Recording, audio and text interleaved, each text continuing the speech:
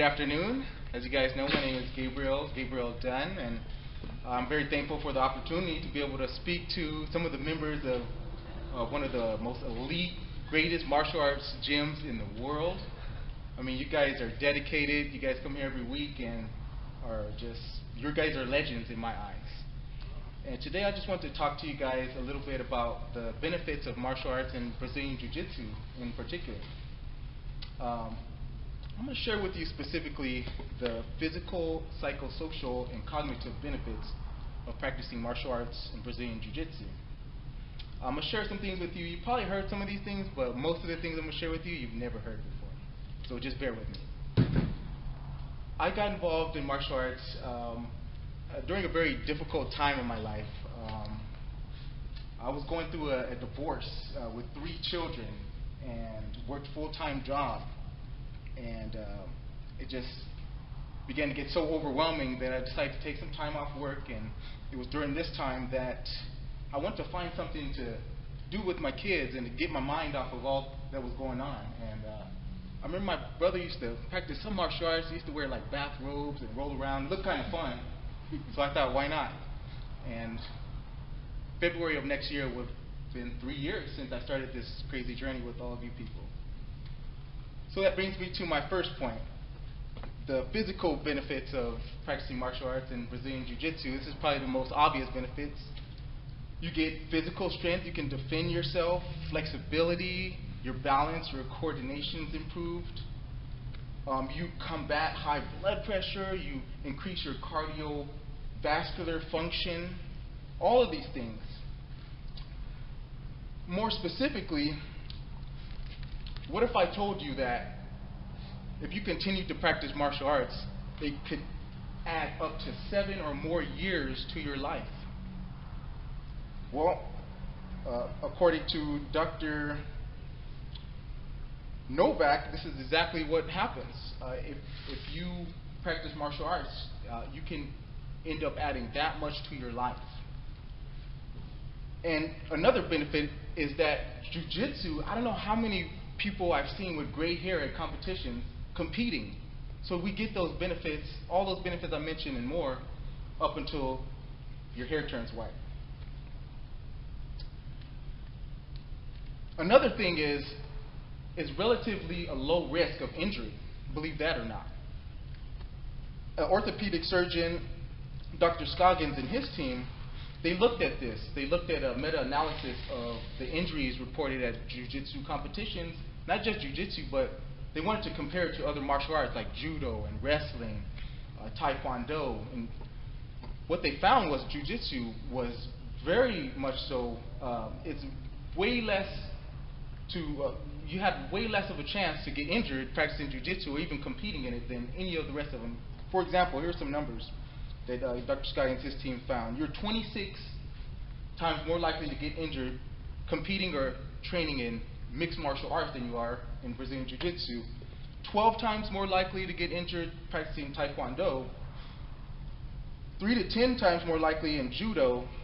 3 times more likely to get injured competing and training in wrestling. So not only can we extend our life, but there's a relatively low risk of getting injured while doing so. Let me tell you about a strange kind of disagreement that experts have. They say, well, we're not sure if martial arts are beneficial for children. According to Vertonghen and Thiebaum, it's disputed. Well, that's kind of silly, because it's clear that there are benefits to martial arts for children. And that's going to be some of my next point. I'm going to talk about a country who established a program and what they saw. It was involving martial arts in children. I'll come back to that in my third point. Martial arts undoubtedly provides opportunities and to give us social skills and to practice those things, build relationships, discipline, respect, teamwork. The psychosocial benefits of practicing martial arts extend even at the chemical level. Dr. Lay, he's a psychologist. He's a brown belt actually in Brazilian Jiu-Jitsu. He explained that oxytocin, a neurotransmitter, is released when physical contact is made. Oxytocin is very much so relevant when you're establishing relationships with people. Example is when a woman gives birth, her bloodstream is just flooded with oxytocin, so that there's a guarantee that she'll be able to make a connection with her baby after that crazy dramatic event. She doesn't throw her baby out the window. She rather loves the baby and hugs and kisses him. There's a guarantee. Well, Dr. Lay says the same thing happens when we make physical contact when we train. And that kind of explains why we feel so close to each other. We feel like family here. It's at a chemical level. Another benefit in the psychosocial realm is that Dr. Kip over there at the University of Florida, he's looking at Jiu-Jitsu as a therapy for treating post-traumatic stress syndrome. And that's amazing. That's giving people, alternatives on their road to recovery other than drugs. So that's another benefit. A black belt, Rafael Lovato Jr., he said this. He was talking about the beauty of Brazilian Jiu-Jitsu on the Joe Rogan show. He said, Jiu-Jitsu is, the beauty of it is that it's a game of inches. He said that you can make one mistake 10, 12 moves away, and that will spell your demise, minutes later. And that's true. And that brings me to my third and final point, the cognitive benefits of practicing Jiu-Jitsu. There are many cognitive benefits. Cognition means that it involves our thinking processes, our ability to process data, and those sorts of things. And, Brazilian Jiu-Jitsu, no doubt, it's a thinking man's game, right? So going back to that point, that program that was established with martial arts and children, Abu Dhabi is the capital city of United Emirates and United Arab Emirates. And what they did was kind of unusual. Their leadership said, you know what, we're going to put Brazilian Jiu-Jitsu in the public school system. It's going to be mandatory curriculum. And it's amazing that the experts say, well, we found in some of our studies that children are more aggressive and they're more antisocial. But that's not true. We just looked at 2 points that debunk that.